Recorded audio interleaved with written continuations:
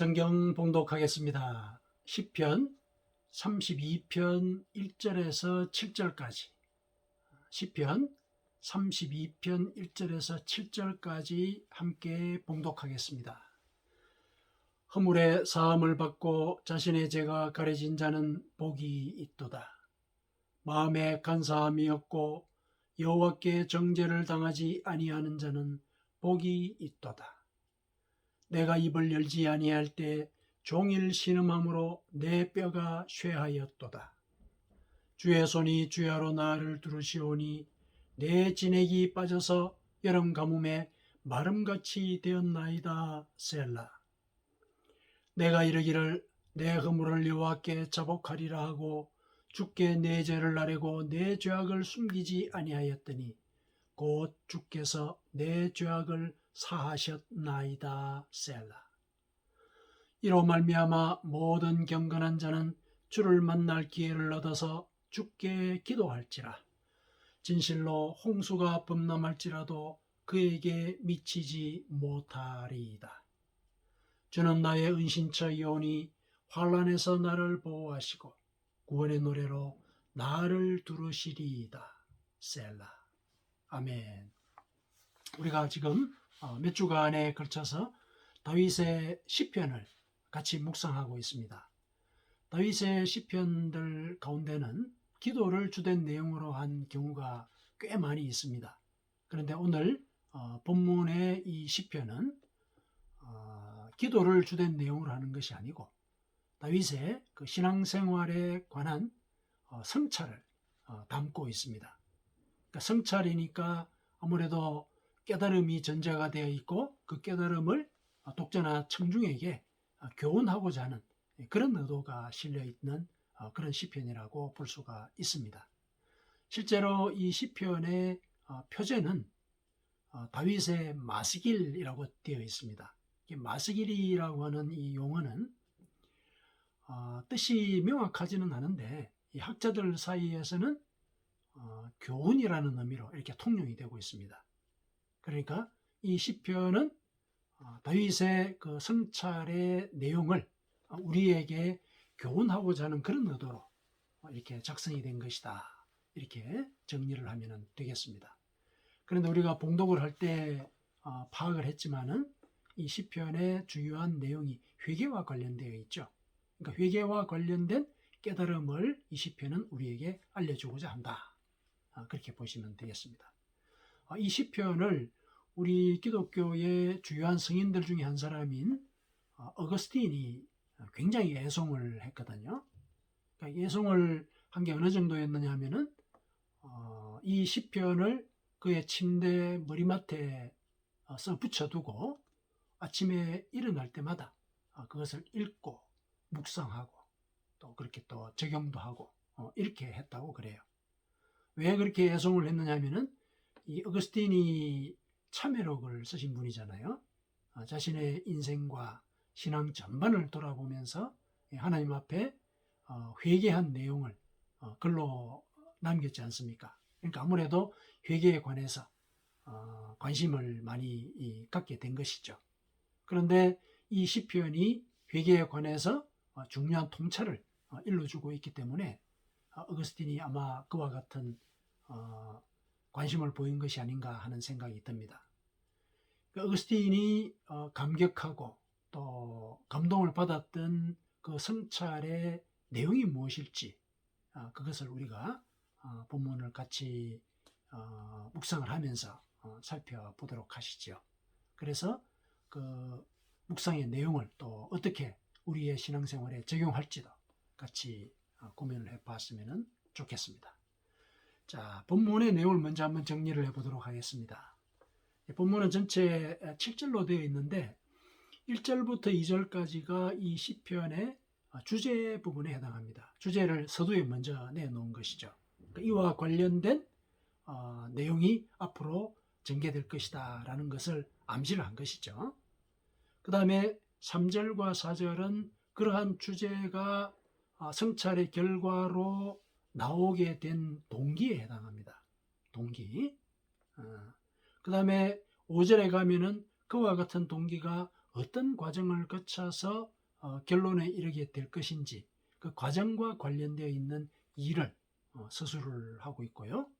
그래서 6절, 7절에 이르면 이제 결론 부분에 도달하죠. 이 결론 부분은 결국 주제의 변주죠. 주제를 좀 더 다른 용어로 이제 표현을 한 이제 그런 경우에 해당하겠습니다. 자, 전체 구조는 그러합니다. 전체 구조는 그러한데 내용을 한번 살펴보죠. 1절을 보니까 허물의 사함을 받고 자신의 죄가 가려진 자는 복이 있도다. 그러니까 하느님 앞에 죄를 고백하고 또 허물의 용서를 구했더니 하나님께서 그 죄와 허물을 다 용서하셨다는 거죠. 그런 사람은 복된 사람이다. 이 얘기를 하고 있습니다. 회개와 관련되어서 가장 본질적인 그런 설명을 하고 있죠. 이것을 그의 이 시편의 제일 큰 주제로 삼고 있습니다. 가장 본질적인 얘기를 하겠다는 것이죠. 신앙생활에 있어서 가장 본질적인 요소 중에 하나인 회개와 관련해서 자기는 얘기를 하겠다라는 암시를 1절에서 보여주고 있습니다. 그런데 그 죄가 무슨 죄인지는 알 수는 없죠. 회개를 한다고 했는데 무슨 죄인지는 이 시편을 통해서는 알 수는 없습니다. 대개 다윗 그러면은 밧세바를 욕보인 그런 죄를 먼저 떠올리기가 쉬운데요. 그 죄와 이 시편의 내용을 연관 지을 만한 그런 근거 자료가 없습니다. 그래서 여기는 그 죄의 내용에 대한 언급보다는 오히려 다른 목적으로 회개에 관해서 우리에게 어떤 깨달음을 일러주고 산다 이렇게 봐야 될 것입니다. 자, 2절을 한번 보시죠.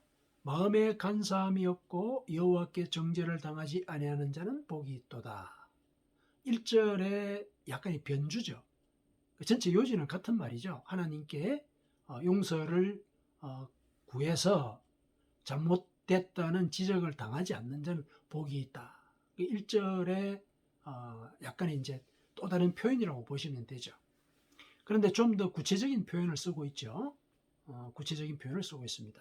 특히 마음에 간사함이 없다 이런 표현을 쓴 것으로 봐서는 아무래도 회개와 관련되어서 회개의 자세를 언급하려고 하고 있지 않는가 이런 짐작을 하게 합니다. 회개를 할 때 마음에 간사함이 있으면 회개를 못한다는 거 아닙니까? 그러니까 마음에 간사함이 있으면 하나님으로부터 정죄를 당하게 된다는 거죠. 정죄를 당하게 된다. 그 얘기가 이 속에 2절에 함축이 되어 있는 것이거든요. 그러면은 회개의 자세를 언급하고자 한다 하는 걸 우리가 여기서 짐작을 해볼 수가 있습니다. 왜 이런 짐작을 하느냐 하면은 3절, 4절을 보면은 좀 더 확실해질 겁니다. 3절, 4절은 회개를 하지 않았을 때 이 다윗이 겪게 되었던 그 하나님의 징계를 다루고 있습니다. 그 징계의 내용을 구체적으로 알려주고 있거든요. 그러니까 회개를 하지 않았을 때 이와 같은 징계를 받았다. 그래서 회개할 때는 어떻게 해야 된다. 이걸 이제 일러주고자 했다고 보는 것이죠. 그러면은 이 회개를 하는 데 있어서 마음에 간사함이 있다는 거하고 그래서 내가 입을 열지 아니했다는 거하고 이게 연관이 되어 있는 것이죠. 이어서 이제 나오는 게 연관이 되어 있다는 거 아닙니까? 그러니까 마음에 간사한 이런 이 자세나 태도나 요인이 있다면은 내가 입을 안 연다는 얘기죠. 회개하지 않는다는 거예요. 회개하지 않는다. 그래서 회개하지 않았더니 이와 같은 징계를 받았다. 이 얘기하는 거예요. 그러므로 이런 징계를 받거나 혹은 이런 징계를 받지 않으려고 한다면은 회개해야 된다. 어떻게? 마음에 간사함이 없이 회개해야 된다. 이 얘기를 하려고 하는 것이죠. 좀 더 구체적인 것은 나중에 다시 살펴보기로 하고요. 자, 어떤 징계를 받았느냐 하면은 종일 신음함으로 내 뼈가 쉬하였도다. 그랬습니다.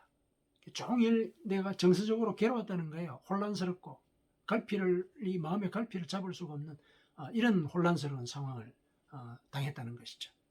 그리고 그 정서적인 이런 혼란 이것뿐만 아니라 뼈가 쉬하는 육체적으로도 병이 든 것과 같은 그런 상태를 경험하게 되었다는 거죠.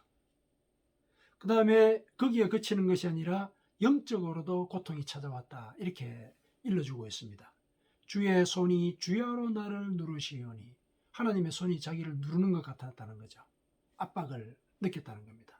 늘 압박을 느꼈다. 어느 정도냐면은 내 진액이 빠져서 여름 가뭄에 마름같이 되었다. 진액이라고 하는 게 생명의 힘이잖아요. 활력. 그 활력이 다 빠져가지고 여름 가뭄에 풀이 마르는 것처럼 내가 말라버렸다. 얘기를 하는 거죠. 내가 회개를 하지 않았더니, 내 죄를 입에 담고서 하나님 앞에 고백하지 않았더니 하나님께서 나를 이렇게 징계하셨다. 정서적으로나 육체적으로나 영적으로 나는 괴로웠다. 그 얘기를 하는 거죠. 이것을 내가 겪은 그런 내용이다. 하나님의 징계를 회개하지 않았을 때 나는 이렇게 받았다. 이렇게 알려주고 있는 것이죠. 자, 그런데 여기 괄호 속에 셀라라는 이런 특이한 용어가 하나 등장을 하죠. 셀라는 음악 용어인데 휴지의 뜻이에요. 멈추라는 얘기죠. 여기서 잠깐 멈춰라 이런 표시예요. 멈추라는 건데 음악적으로 여기 이제 멈추라는 얘기인데 시 속에 이 용어를 사용한 것은 앞에 나온 그 억구를 여기서 멈춰서 음미해라, 되새겨라, 이런 이제 하나의 그 지시부호라고 보시면 돼요. 그러니까 앞에 나온 그 내용, 예를 들면 내가 하나님께 회개하지 않았더니 나는 정서적으로, 육체적으로, 영적으로 고통을 당했다. 이 사실을 되새겨라. 이 얘기예요. 그런 지시를 하는 표시라고 보시면 되는 것이죠. 이거는 우리가 기도할 때 아멘, 아멘 그러지 않습니까? 그 아멘이란 말이 맞습니다. 옳습니다. 그대로 되었으면 좋겠습니다. 이런 뜻이잖아요. 그러니까 이 아멘하고 같은 효과인 거예요. 이 셀라가. 그러니까 앞에 나온 그 구절 뒤에 셀라라는 말이 나오면은 셀라는 앞에 나온 그 구절이 맞습니다. 되새기겠습니다. 뭐 이런 이제 그 의미가 들어있는 그런 표시라고 보시면 됩니다. 자, 그 다음에 이제 이어서 내가 이르기를 내 허물을 여호와께 자복하리라 하고 이제 다짐을 한 거죠. 징계를 받았으니까 이게 내가 죄 때문에 하나님께서 나를 징계하시는 거구나 깨달은 거죠.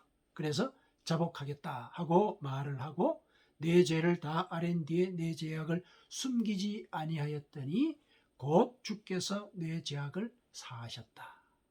여기도 셀라가 붙어 있죠. 내가 죄를 용서를 구했더니 하나님께서 내 죄를 용서하셨습니다.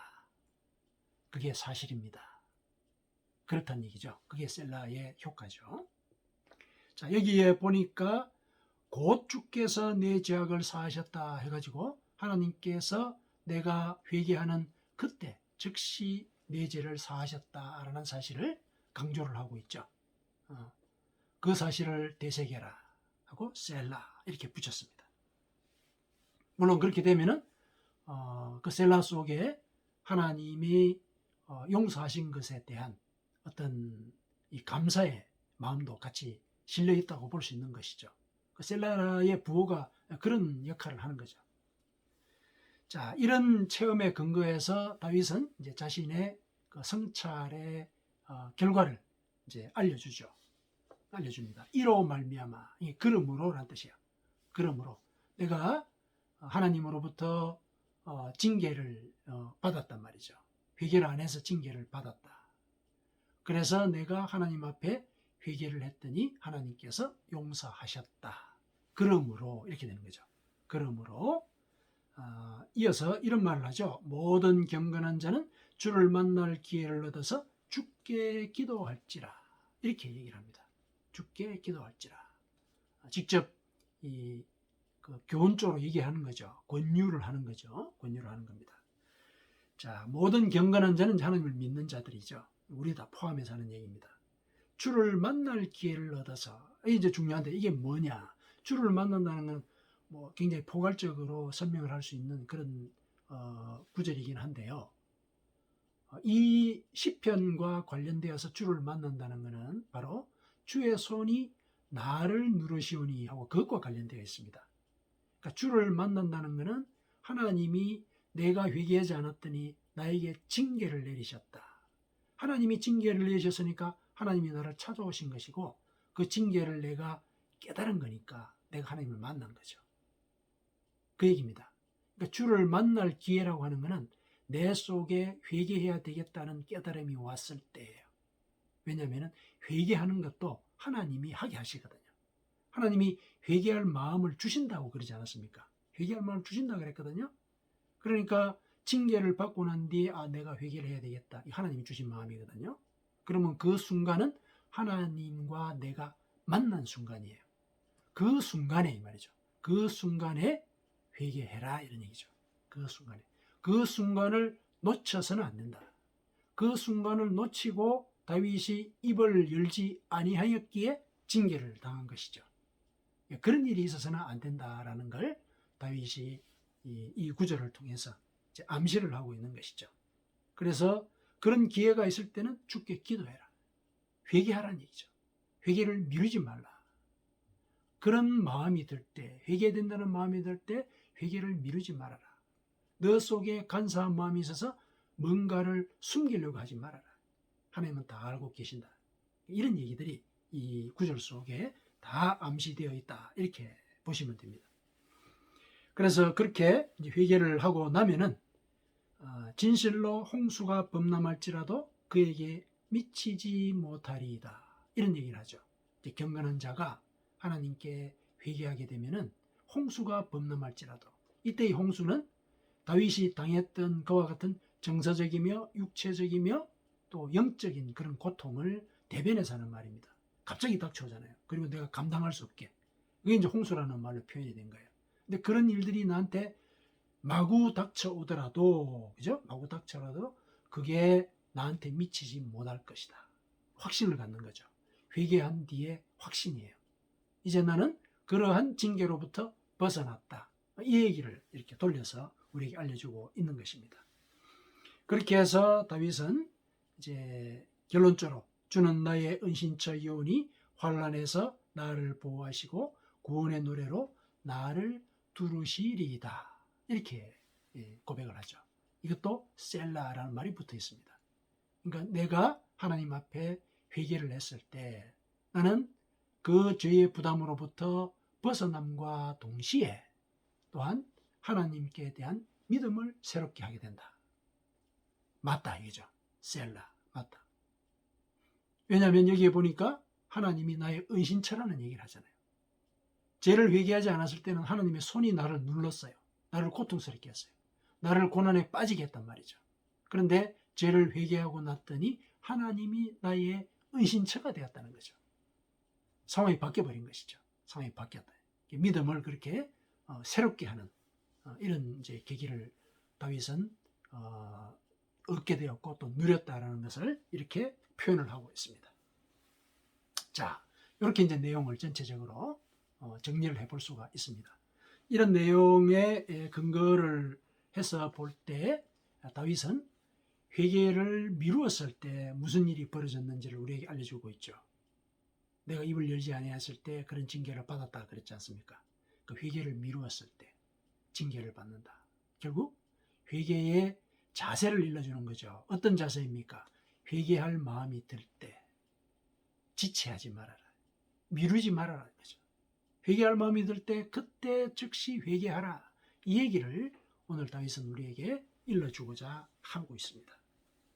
그런데 여기서 이제 우리가 조금 관심을 갖고 고민을 해봐야 되는 문제가 하나 있습니다. 다윗이 누굽니까? 다윗은 우리가 믿음의 용장으로 여기는 사람이죠. 믿음의 모범이란 말이죠. 그런데 그런 사람이 어떻게 하나님의 손이 짓누를 때까지 회개를 미룰 수 있을까?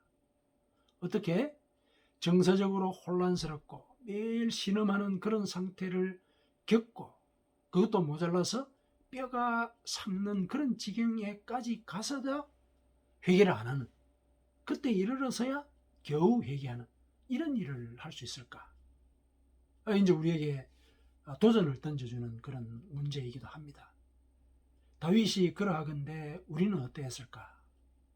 우리는 아마 하나님의 손이 우리를 눌렀다 하더라도 그조차도 모르고 그냥 그 죄를 넘겨버리거나 잊어버리거나 그냥 지나오지 않았을까, 이런 생각이 듭니다.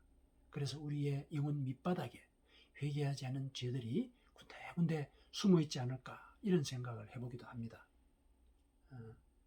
다윗이 그러한데 우리는 어떨까, 이런 이제 고민이 되는 것이죠. 물론 이제 이 다윗의 이제 성찰의 내용을 보니까 그러한 징계를 받음으로 해서 믿음을 새롭게 하는 계기를 얻기는 했죠.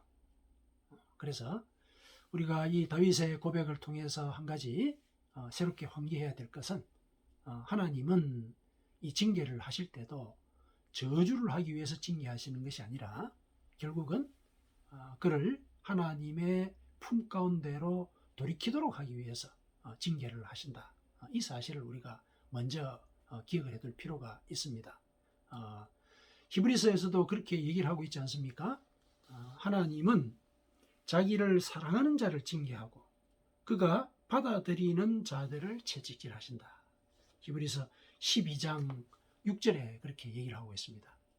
그러니까 이와 같은 징계, 그것은 하나님의 사랑의 또 다른 표현이다.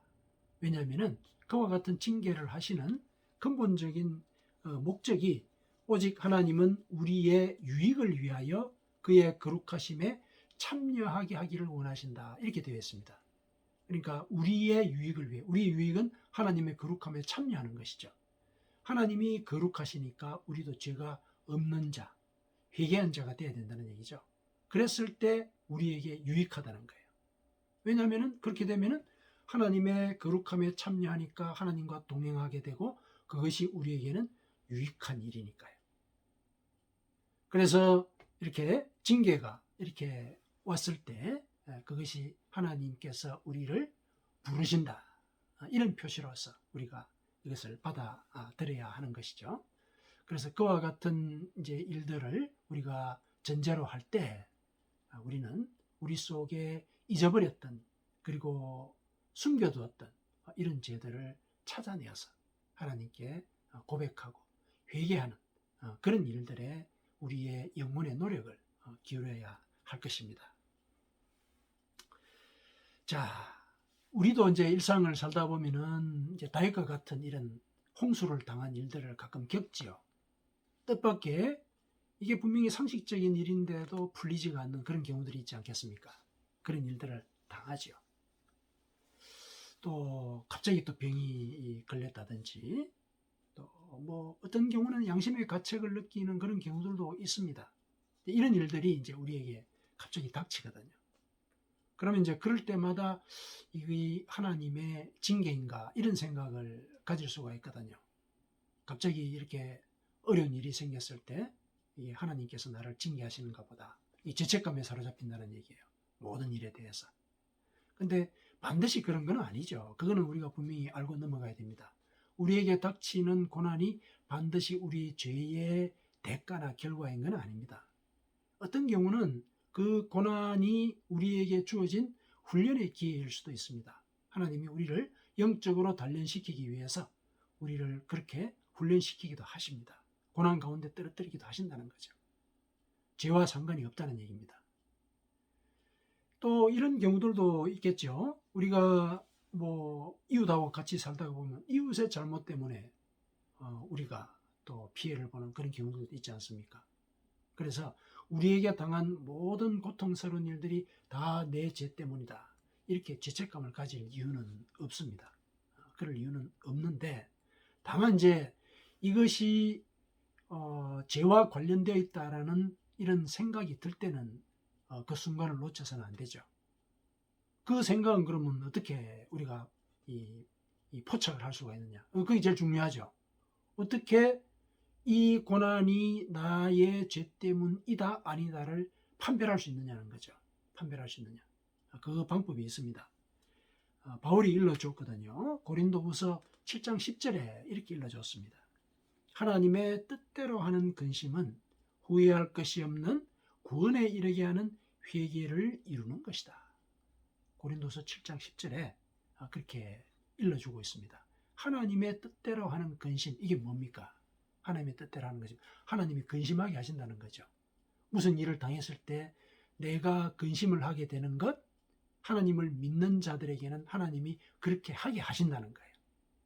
그래서 이게 혹시 내 죄 때문인가, 이런 고민을 하게 한다면 그거는 구원에 이르게 하는 회개를 이루는 것이다. 회개하면 된다는 얘기예요. 그 다음에는.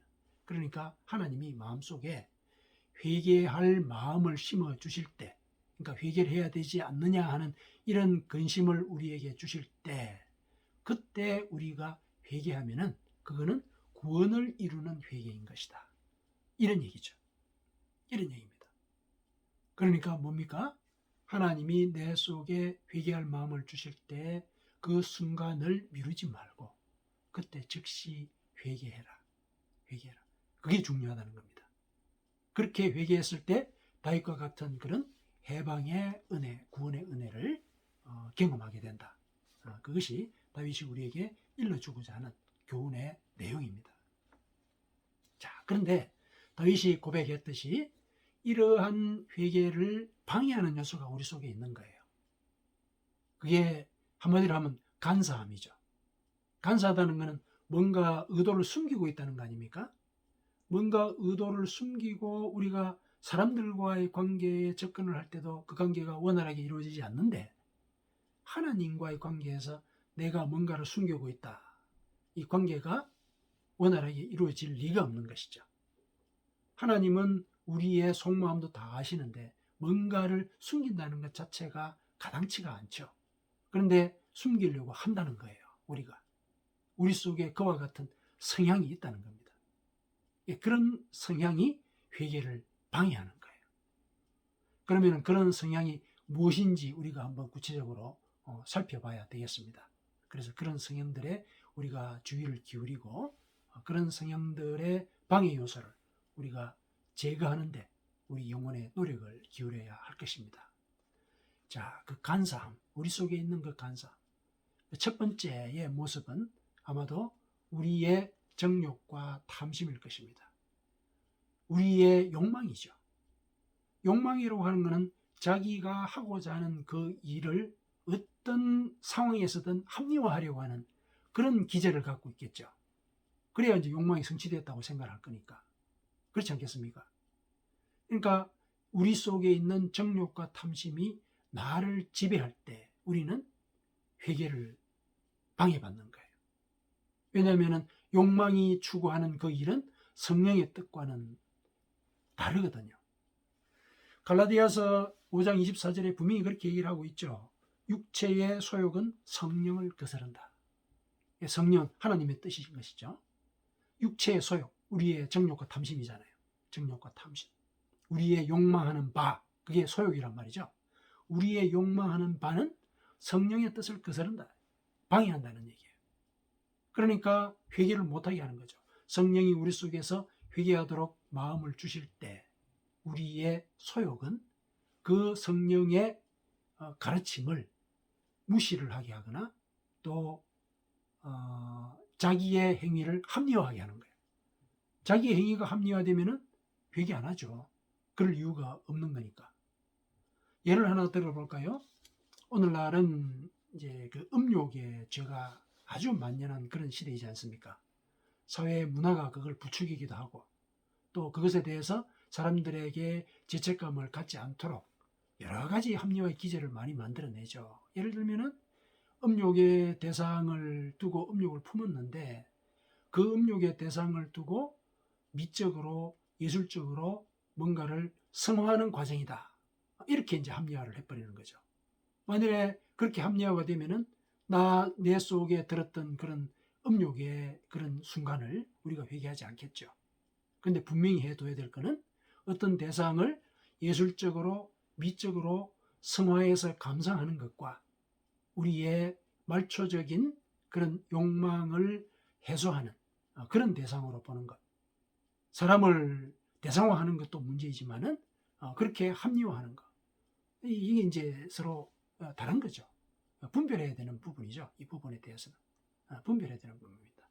그런데 그런 분별을 못하게 하는 게 뭐냐? 욕망이 가진 합리화의 기제라는 것이죠. 내 욕망이 옳다라는 거. 좀 즐기면서 살면 어떠냐. 뭐 이런 거죠. 이런 이제 생각들이 회개를 하지 못하게 한다는 거예요. 또 이런 것도 있을 수 있죠. 경쟁사회를 살지 않습니까, 우리가? 그러면은 경쟁의 논리를 우리가 합리화를 시켜요. 그러면 그 와중에 내 이익을 구하기 위해서 수단과 방법을 가리지 않게 되는 그런 사태가 벌어지죠. 그런데 그런 사태를 경쟁의 논리로 합리화하는 거죠. 회개하지 않게 된다는 얘기입니다. 선의의 거짓말이라는 것도 있지 않습니까? 이것이 가지고 있는 함정이 또 얼마나 큽니까? 혼란스럽죠. 이와 같은 욕망, 정욕과 탐심, 이것이 우리를 회개하지 못하게 합니다. 분명히 성경은 우리에게 일러주고 있죠. 우리의 욕망과 탐심을 십자가에 못 박아야 한다. 하나님의 뜻이 우리를 지배하도록 해야 된다. 분명히 일러주고 있거든요. 그것을 우리가 염두에 둬야 되는 것이죠. 그래야 회개를 방해받지 않습니다. 성령의 뜻을 분별할 수 있게 된다는 것이죠. 우리의 욕망에 귀를 기울이게 되면 우리는 회개의 기회를 놓치게 됩니다. 그 다음에 두 번째, 회개를 방해하는 요소는 우리의 분주함입니다. 바쁘죠. 역시 물론 바쁘기는 바쁜데 우리가 우리의 삶을 하나님의 말씀에 비추어서 성찰하지 못할 만큼 바쁘다면 그거는 우리가 현실의 노예가 되어 있는 거예요. 현실의 노예가 되어 있다는 겁니다. 그래서 내 삶을 하나님의 말씀에 비추어 보지 못하는 거예요. 현실의 노예가 되어 있다는 것은 현실에 우리가 살아가는 그 방식대로 우리가 그냥 살아간다는 거예요. 폴 부어제라고 하는 그 프랑스 시인이자 소설가죠. 그 사람의 중요한 명제 우리가 자주 언급하지 않았습니까? 생각 없이 살면은 사는 대로 생각한다. 그 자기 자신의 삶에 대해서 반추하고 반성하고 우리 같으면 하나님의 말씀에 비추어서 회개하는 그런 시간들을 갖지 않으면은 나는 내가 사는 방식대로 사는 거예요. 그건 뭡니까? 내가 현재를 살고 있지만은 과거에 살았던 그 방식대로 현재를 살고 있는 거죠. 그러면은 나의 미래도 과거가 차지하는 거예요. 똑같이 사니까. 그러니까 나의 미래는 나의 과거가 차지하는 거예요. 나의 과거가 나의 미래가 돼버리는 거죠. 그러면은 우리는 회개를 안 하는 것이죠. 스스로를 돌아보지도 못하고 그냥 사는 대로 계속 살아가면 된다고 생각하니까 회개를 할 이유가 없는 것이죠. 그래서 아무리 바쁜 일이 있다 하더라도 우리는 내 삶을 하나님의 말씀에 비추어 보는 그런 성찰의 시간들을 우리는 가져야 합니다. 그게 우리가 회개의 그 가르침을 놓치지 않는 그 순간, 성령의 영적인 순간을 놓치지 않는 그런 방법인 것이죠. 그 다음에 세 번째가 내가 하나님 앞에 죄인이라는 사실, 이거 인정해야 됩니다. 내가 죄인이라는 사실. 자주 듣는 얘기지 않습니까? 그런데 내가 하나님 앞에 본질상 진노의 자식이었다. 에베소서 2장 3절에 본질상 진노의 자식이었다. 이 사실을 인정해야 되는데 그러지 못하는 경우가 많습니다. 오늘날의 이 교육의 영향일 수도 있죠.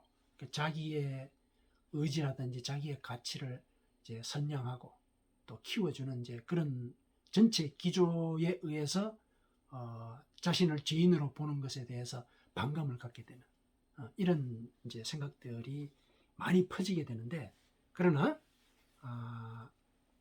기본적으로 내가 하나님과의 관계를 생각할 때 우리가 죄인이라는 사실, 이걸 전제를 해야 됩니다. 왜냐하면은 죄 때문에 하나님이 인간의 몸을 입고 오셨잖아요. 우리가 죄인이라는 얘기예요. 그럼 본질 자체가 죄인이라는 얘기예요. 그러지 않으면은 굳이 인간이 되실 이유가 없어요. 하나님이 죄를 그냥 용서하신다고 얘기만 하시면 되죠. 왜냐하면 당신이 말씀으로 그 원칙을 세우지 않았습니까? 그러면 말씀으로 그 죄의 규정을 해소하실 수 있으세요. 주권자이시니까. 그러나 친히 인간의 몸을 입고 오셔야 됐던 것은 우리가 죄인이기 때문에 실제로 그 죄가 사망을 초래한다는 그 죄의 짐을 실제로 우리 인간이 되어서 해결하셔야 됐기 때문에 인간의 몸을 입고 오신 거거든요. 그러니까 내가 죄인이라는 사실, 이게 이 전제가 돼야 되는 거예요. 하나님과 우리의 사이에서는. 그리고 죄라고 하는 것 이 자체는 하나님과 우리와의 관계에서 성립될 수 있는 그런 개념입니다. sin이라는 거죠. crime 말고, 사회적인 죄 말고 sin이라고 하는 거. 내가 예를 들어서 수련이나 도덕적 각성을 통해서 나의 잘못을 깨닫고 나 스스로를 용서할 수 있습니다. 근데 그거는 결국 내가 나의 하나님이 되는 거예요. 죄라고 하는 것은 근본적으로 하나님과 인간과의 관계에서 성립이 되는 개념이에요. 그래서 내가 잘못했다 그러면은 먼저 하나님께 용서를 빌어야 돼요. 그래서 하나님의 용서를 빈 그 자체에 하나님의 약속을 싣는 거죠. 용서를 구하면 내가 용서하겠다는 약속을 하셨으니까 내가 회개를 하면은 그 죄에서 나는 풀려나는 거죠. 그렇게 이제 우리가 죄에 대해서 접근을 하고 또 회개를 생각을 해야 되는데, 나 스스로 내 죄를 용서하면 내가 나의 하나님인 거예요.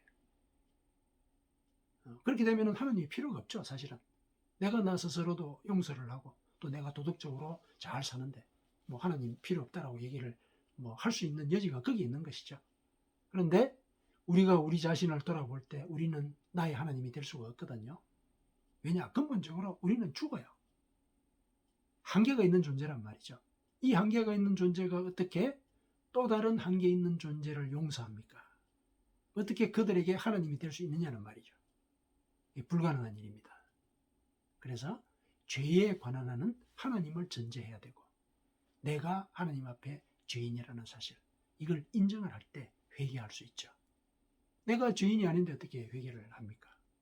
내가 죄인이라는 생각이 없으면 회개를 할 수가 없습니다. 회개에 방해를 하는 아주 근본적인 그런 요인이라고 볼 수가 있습니다.